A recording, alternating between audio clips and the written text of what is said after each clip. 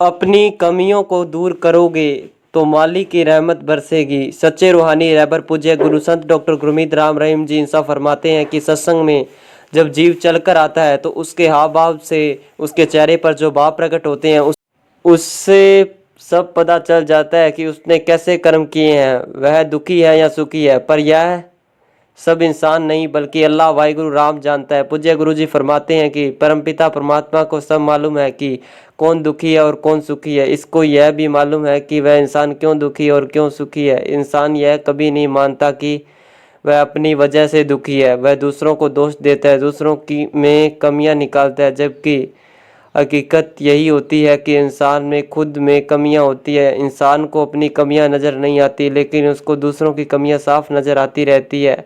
मालिक खुशियाँ दे, दया मेहर रहमत लुटाए तो कोई बात नहीं, और यदि किसी वजह से कोई एक खुशी ना मिले तो इंसान गुस्से होता है, चेहरे पर अलग तरह के भाव पैदा हो जाते हैं। यानी मालिक के परोपकारों को इंसान पल में भुला देता है, जबकि असलियत यही है कि मालिक कभी किसी को दुख नहीं देता। वो अपने संतों पीरों फकीरों द्वारा जीवों को संदेश देता है कि भाई सिमरण करो, सेवा करो। जो मानते हैं, अमल करते हैं, वाकई उनके पाप कर्म धुल जाते हैं, और जो अमल नहीं करते उन्हें अपने पाप कर्मों का बोझ उठाना पड़ता है। उससे संतों का कोई दोष नहीं है।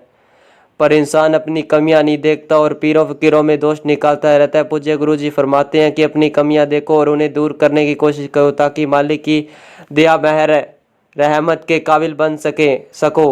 वो खुशियां आपको मिल सके जिनकी आपने कभी कल्पना भी नहीं की हो। अगर आप वास्तव में मालिक की दया मेहर रहमत को पाना चाहते हो तो अपने विचारों का शुद्धिकरण करो, मालिक के नाम का सिमरण करो, ताकि अंदर बाहर की बीमारियां धुल जाए और आप खुशियों से मालामाल हो जाओ। इसलिए अपने अंदर की भावना को शुद्ध करना अति जरूरी है। जब तक आप अपने अंतकरण की सफाई नहीं करते तब तक मालिक का नूर स्वरूप प्रकट नहीं होता।